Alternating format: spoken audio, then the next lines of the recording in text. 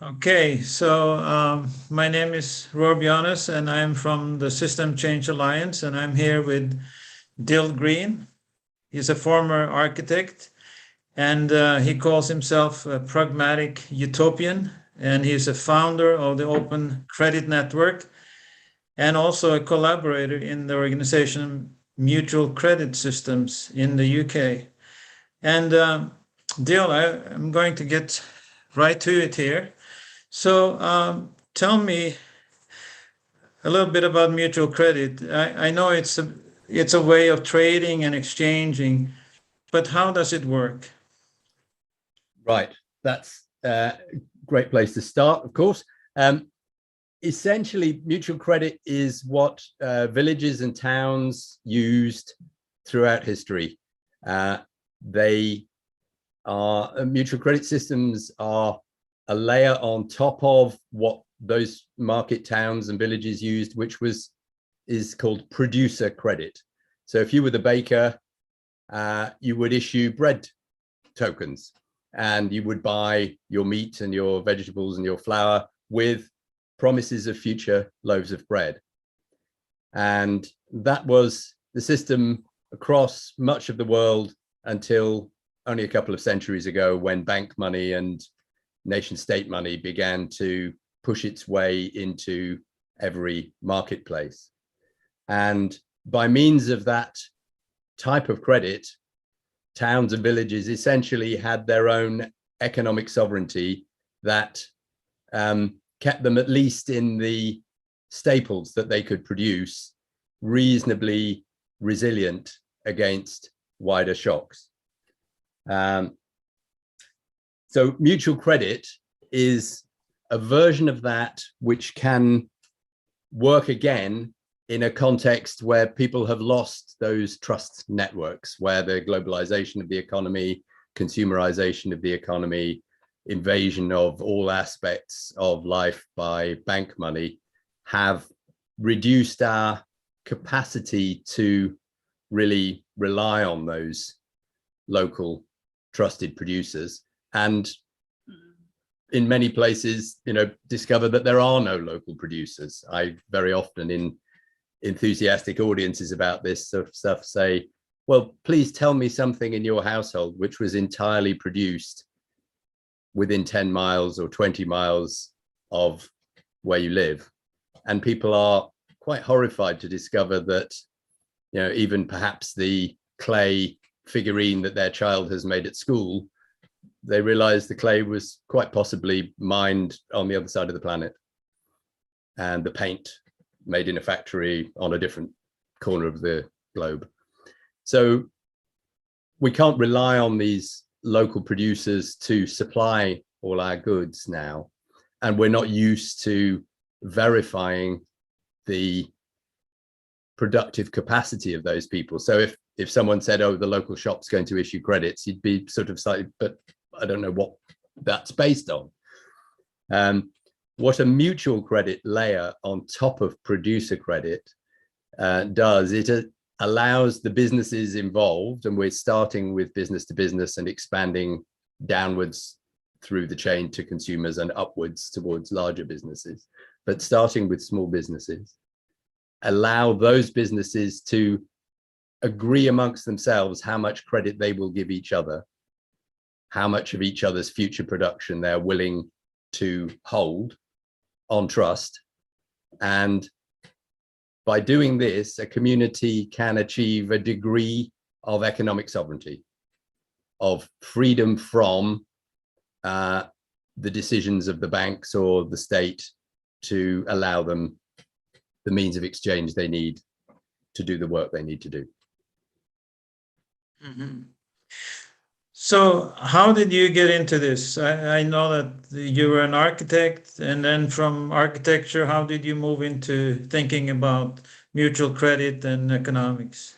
Well, actually, the two have run in parallel. In the 1990s, a group of us in Brixton, so I was sort of at the early part of my architecture degree in the career in those days, heard about a guy called Michael Linton, who had popularized this term of mutual credit and had written about it, We didn't have access to any of those materials, but we quickly grasped the principles, and 12 of us sitting around a table in Brixton just said, right, we're going to start. And somebody gave someone a head massage. That somebody was then -12, but had received a head massage, and the lady who'd given the head massage was +12, and we were away. So we used that scheme. I mean, it lasted quite a long time. I was actively involved for about 5 years. It was a person-to-person scheme, not a business-to-business scheme. And what we discovered rapidly is that while that was brilliant for building community, we had about 600 members, people in Brixton coming up against each other across all sorts of cultural and sort of area boundaries and connecting. And that was absolutely wonderful. We couldn't make any traction into the quote real economy. Businesses would look at this stuff and say, well, my staff won't take this as wages, and my suppliers certainly won't take this as payment. So it didn't go anywhere. And in common with many of those 90s mutual credit schemes, it began to lose momentum. And then I came back to it with a bang about 5 years ago, as I realized that the rushing omni crisis, not only climate change, but water, economic resilience, many other problems, was just not going to be addressable by building decent buildings. Buildings are too slow. We replace about 1% of our building stock a year here in the UK. So it takes 100 years to change anything with architecture. So I realized I had to get into something more deeply systemic. And actually, Donella Meadows' essay came after I'd already made this choice, but it works very well to say I looked at Donella Meadows' leverage points, places to intervene in a system, which I'm sure many of your audience know well. And the use of that there, that article encourages you to go as deeply into the system as you feel your capacities and your capacities with the people you're working with hopefully allow you to go, but not be silly and try and go too deep. And money seems to me to be absolutely not the direct cause of everything that's going on. But when you look at the sort of money we have at the moment, the way it's issued, the way it's conceived of, it is certainly an enormous block to the wonderful projects, the like of which I saw at your conference a couple of months ago, that are happening all over the world. There are so many people who have brilliant ideas, who understand their context deeply, who care deeply about their context, and they go about their work in spite of the money system, and with the money system blocking, undermining, hollowing them out at every turn. And so it seemed to me that if we could develop money systems which reduced those blockages, we could unleash a huge amount of creativity at the grassroots level, which frankly is the only level I believe is going to get us out of this mess. So obviously what you're saying is that local economies are very important at this point to strengthen the local economies, because the global economy has taken over, has extracted resources, has created inequality and so on. And there are other attempts as to developing the local economy, local currencies, barter economies, and so on. So what's the difference between mutual credit and local currencies and barter, for example? Well, all of these terms are used quite loosely. And so, in fact, there's a fair amount of overlap between schemes calling themselves different names. But the key thing that we think that our work and the work of the people we're increasingly working with pushes is the idea of that means of exchange which is framed as credit, which is framed as promises, rather than framed as hard tokens or debt is much more adaptable and flexible and amenable to situations of trust, rather, and empowers people who will work together. So it's a form of means of exchange which rewards collaboration, where even many community currencies are framed, you know, in Brixton, we had the famous Brixton pound, but that was originally literally just another form of the physical money that we use in the UK anyway, notes, and you physically owned them and they were bought. So they were already a debt. I mean, so those forms of framings of money that don't really pay enough attention to the reason that money is so damaging, that think they can solve the damaging impact of the bank money we use by just sort of having our own version of the bank money. Other people try and set up local mutual banks and things like this.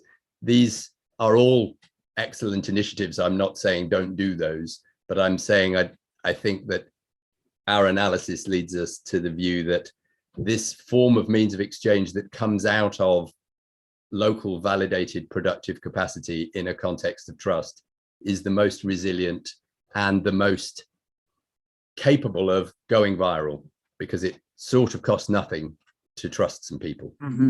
So you're talking about trust and the importance of trust. Does it mean that this kind of a system has to happen on a small scale because of the trust level involved, and so in other words, networks of mutual credit systems, or can it happen from the local to the national, from the national to the international level? That's a key question, and for many years, despite various theorists in the space having ideas about how this trust could allow wider networks of exchange to happen, that proved not to actually work on the ground, whatever the theoretical ideas around, they didn't have traction. Matthew Slater and Tim Jenkin, both of whom are long-term mutual credit workers and software writers, between them came up with a fairly revolutionary idea, which is known as the Credit Commons Protocol, which is a way of managing a trusted ledger, so one that probably won't have more than maybe a couple of hundred members. There's the famous Dunbar number, a prediction by a social scientist that the number of acquaintances that you felt you had some knowledge of would be at around the number 150. And he came up with this number before Facebook existed and couldn't really prove it. And later, of course, many academics said, well, if this guy Dunbar is right, then Facebook will show us. And lo and behold, the average number of friends on Facebook is around 150. So there is sort of strong evidence that there is a social limit to the number of people you can feel that you can interact with strongly, at around about 150. Now, that might be different in business to business context or whatever, but that limits the scale of the network. But what the Credit Commons allows is a nested tree of networks. So you can be in a local network. That local network can join with other local networks into a regional network. Those regional networks can join with other regional networks into a meta-regional network, and then maybe into a continental network, and eventually to a global network. Which means that the fundamental viability of an economy, which is its network effect, becomes possible without having to break these tightly knit trust groups. They can federate together into trusted groups of groups and trusted groups of groups of groups to build a tree that will span the globe. And so these networks, I suppose that diversity is important for the health of these networks. That's absolutely true. I'm going to duck sideways now.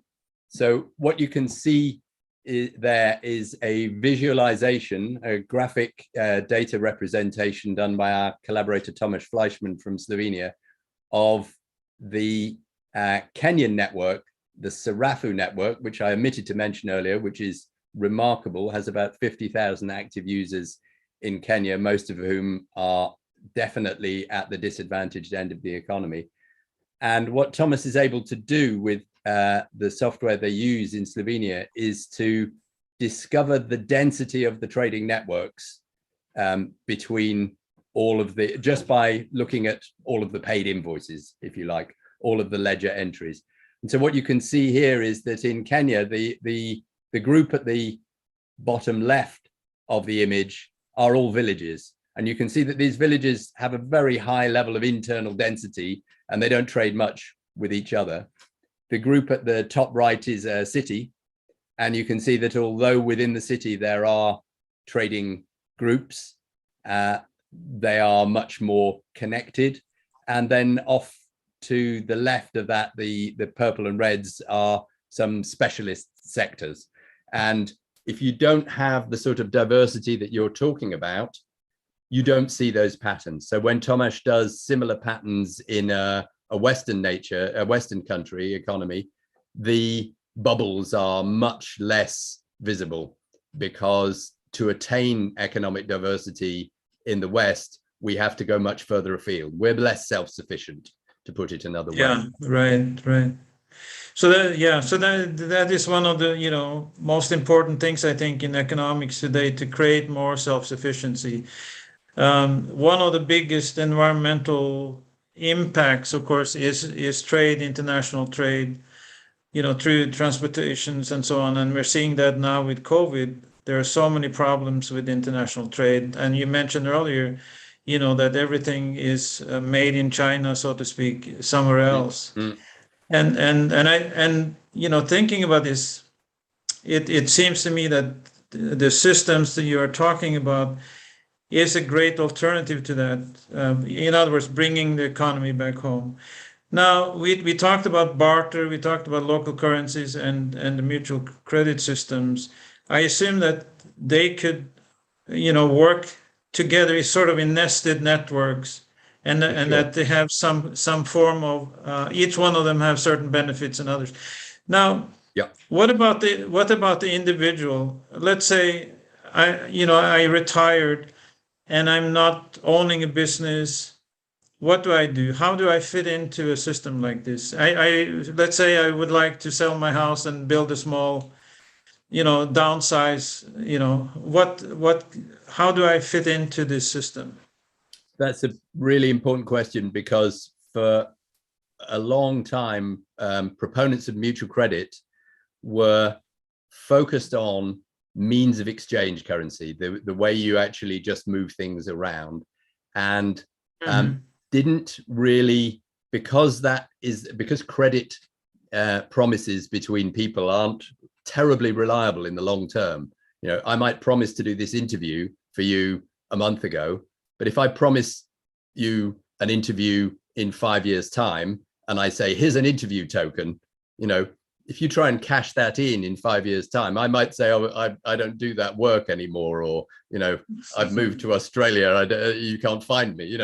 You can't rely. The promises between people are wonderfully much softer than hard currency, but also that means that they're about flow. They're about rapidly passing from one person to another, because it's only when means of exchange moves from one person to another that value creation happens, or financial value creation if we're stuck in the financial economy. So mutual credit people are very often not particularly interested in savings, in investment, in store of value, another important use of money. Identifying that one of the problems with the sort of money we have at the moment is that it's supposed to do both store of value and means of exchange. And there's a contradiction there. Store of value means you want a big pile of those things, so that when you want to build a house, you've got enough guaranteed capital to do that. but means of exchange, you're supposed to pass them on rapidly so that value creation is encouraged. And these two things fight against each other in the money we use. What the other half of the collaboration that we're involved with is focused on is exactly how to packetize local utility production and use, for instance, future rental credits, future energy credits from local energy systems and the like as store of value, as savings. So that if you're a participant in a mutual credit system, if you find you have a surplus, you might swap that for energy credits from your local energy network or your local land commons. And obviously, where are those land commons? Where are those local energy networks? The first step is to use imbalances in trading networks, people who do well out of it, to invest into those areas and build commons resources, land, energy, food, the fundamentals, water, and then be able to finance those investments by pre-selling future use credits. And these are essentially inflation proof. You know, if you've got a local kilowatt hour token, then it will still be worth a kilowatt hour, and a kilowatt hour will still do what it does that you need it to do, whatever happens to the value of money.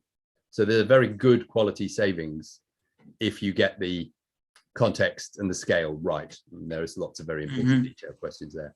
So that's really good. We can't just have means of credit, means of exchange. We must also have store of value, because we need to save against a rainy day. We need to be able to make big investments in future infrastructure that we currently don't have. Right. So today the economy is very much based on debt. So most people, when they want to build a house or buy a house, they go into debt. So I assume that this kind of a system will very much reduce debt. It's very important to distinguish between debt and obligation without denying that if you want something in the future that you currently don't have savings to buy, then you will need to make promises against your future productive capacity. The difference between debt and promises, that promises explicitly remind us that money is a social relation, not a legal condition. And our collaborator, Chris Cook, talks a lot about rights in the person and rights in the thing. And if you make a promise, it's you, the person, that makes good on that. But when you are given $1, it's the dollar that makes good on that promise. But that dollar, as you say, is a debt instrument. That's what it is. Right, and it also incurs interest because the banks are making money on the interest. So in this system, what's the main difference here? So here, between banks making money on interest and speculating on your money. So here, interest rates are generally considered not valid, not viable, not a good idea. Right. When you want to create credit, when you want to spend, get some buying power that you don't have savings to implement, you have to go to your community and say, I'm good for this amount of credit. And just as you do with the bank, except that here you're going to a social relationship rather than an impersonal mathematical relationship, and a social promise rather than a debt promise that will bankrupt you if you default. So your society have to carefully evaluate you and say, well, maybe not that much this time, because really you're overpromised. So there are still realities, and the amount of credit produced is tied quite closely to the productive capacity. Of course, once this gets to a certain scale, then it will be able to produce surpluses which will power the commons. So care and learning and these things, a sort of UBI, but a UBI delivered from productive capacity, not by top-down policy. So the ability to create depends upon your social ability to produce, your socially accredited ability to produce. And then there's no interest on that. You know, you've committed hours of your life to producing things, and those hours remain hours. They're not more or less valuable. But in some schemes, people look for techniques. There's a word called demurrage, where if people build up an excess, then they begin to be, as it were, taxed a little bit. In other schemes, promises have sell-by dates on them. So you might say, well, if you haven't spent this within 3 years, I might not be around to make good on it. There are various different policy levers, just as there are in the bank money, fiat money economy, which different schemes might use. And each of these schemes in a credit commons tree is free to manage its own local economy just as it pleases. And then it has simply one exchange point with the wider economy. And all of the members of that local economy agree to stand by their credit in that one exchange point. So I understand also that you want to, or maybe they already function, clubs on both on a local level and so on.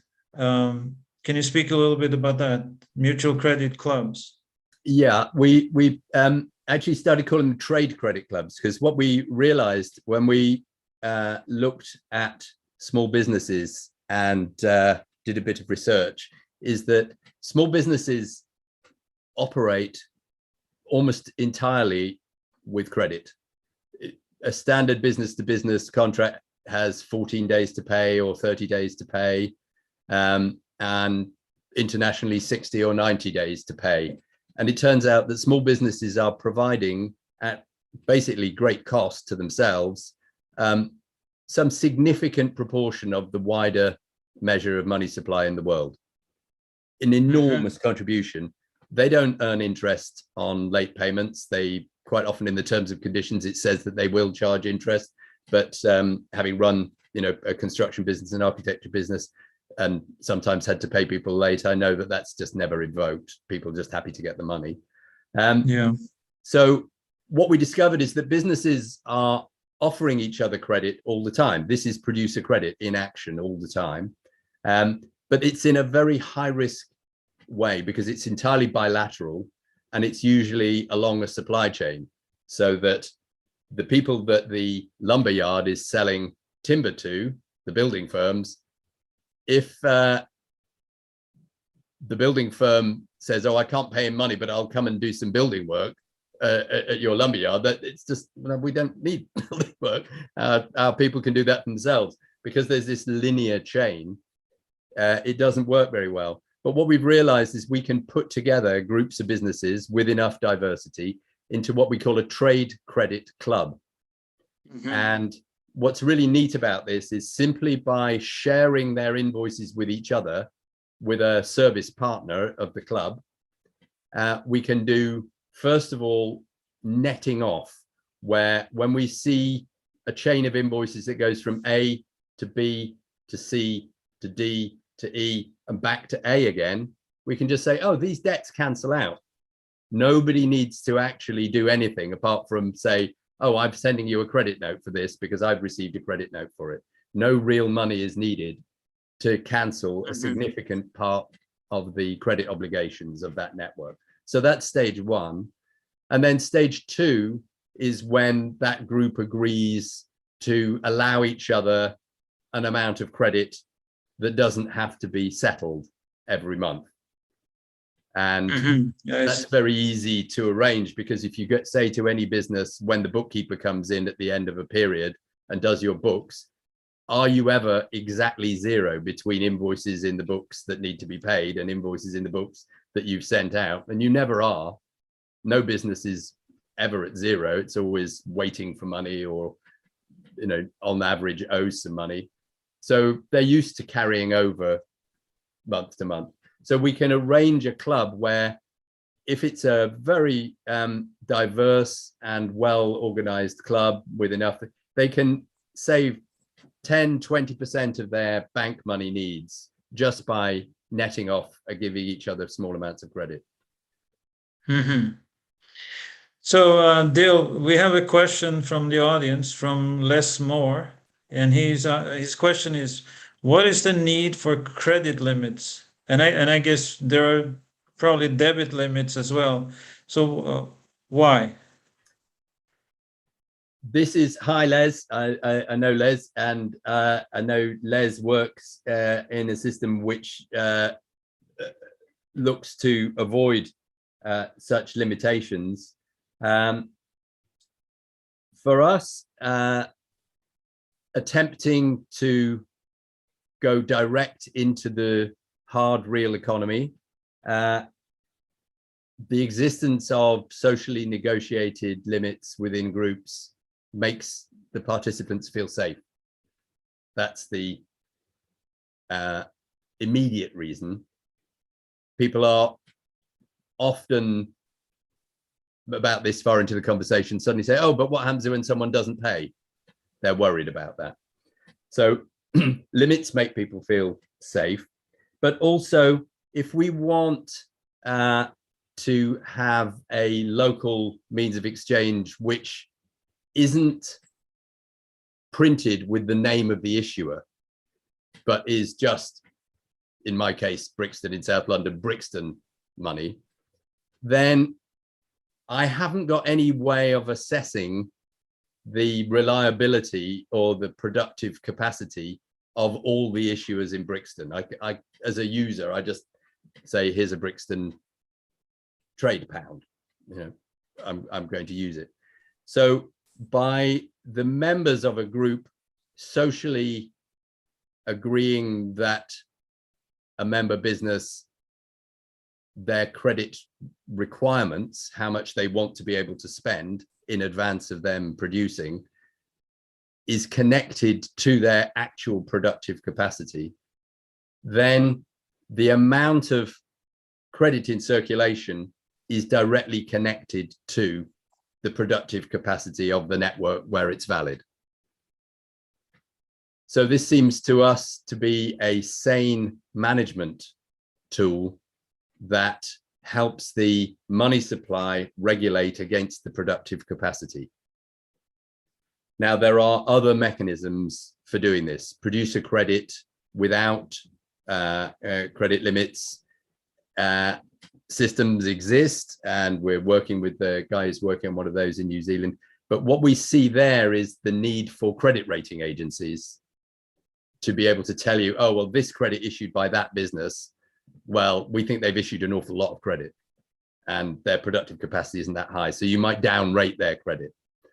And as soon as you get the need for those sort of people in a network, it seems to us that there are information asymmetries, that people who've got lots of information will be better able to talk about credit.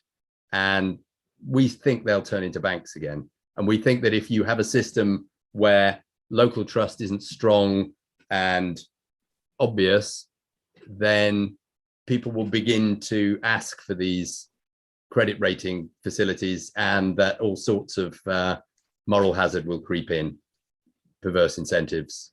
But the whole point of the Credit Commons is it connect together all sorts of systems. It doesn't ask a network how they regulate themselves internally. It just asks them to stand good for the balance of trade on their one node with the rest of the world. So we don't require of systems that join in with the Credit Commons that they manage themselves the way we think things can be managed, and that's fine. Mm-hmm. Okay, so we have another question from Devin Girard. He says, are there any open source tools in development to support community scale mutual credit systems? 100%, yes. The Credit Commons has a open source reference implementation, and that's in active development. And we're also developing now a front end for that, a community tool for that. We're very shortly, probably early in the new year, going to be able to give any inquirers a sandbox version of that to play in, which will then be smoothly transitionable to a working ledger. So yes, is the answer to that. And if Devon, you want to, you could put your email in the chat or something, and I could send you links to things, or it can go via Systems Change Alliance, maybe in any future sort of blog post on this interview or something. I don't know. Yeah, absolutely. So we have just a few minutes left. If you were to summarize, just succinctly, the most economic and environmental benefits of mutual credit, what would those be? Great. I'm glad you asked that question, because in my work beforehand, I wrote a few of these points. And so this is sort of mutual credit, sort of from the more practical and then right through to the more visionary. So we see mutual credit as a basis on which communities can build their own economic sovereignty on the basis of their own productive capacity. We see mutual credit as something which makes producer credit into a viable local economic vehicle. We see mutual credit as a form of economy which complements the idea of a circular material economy. Circular economy is mostly talked about in terms of material flows from waste to product, from waste to product. But of course, there's a counterflow of means of exchange going in the other direction. And mutual credit is ideally suited for that, because circles of invoices cancel each other out. This will provide a positive incentive for local circular economy, which is the one sustainability plank. The other thing that the Credit Commons does is it incentivizes import substitution. It relocalizes economy, because the further across the tree you transact, the more expensive your transaction is. Mutual credit is a part of the mechanism whereby we can begin to reclaim and rebuild the commons. So we can use imbalances in trade relations to fund investments in the commons. On an even broader level, I think mutual credit, and we're working with groups in India who really like this message, is a tool for the decolonization of finance. Rebasing economies in productive worlds. I showed you this graphic behind me. Actually, within the quote underdeveloped economies, these systems work rapidly very well, because so many people see themselves already as traders rather than defeated wage slaves in the West. And then finally, a step on the long road to dethroning commodity money as the measure of human value. Wow. I like all of that. I like all of those points. Very nice. Very nice summary. So I think something that we in System Change Alliance can stand behind. Very nice.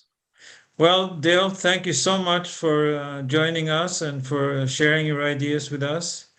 And I hope we can do this in some form later on. And of course, you're welcome to submit articles and more material on this.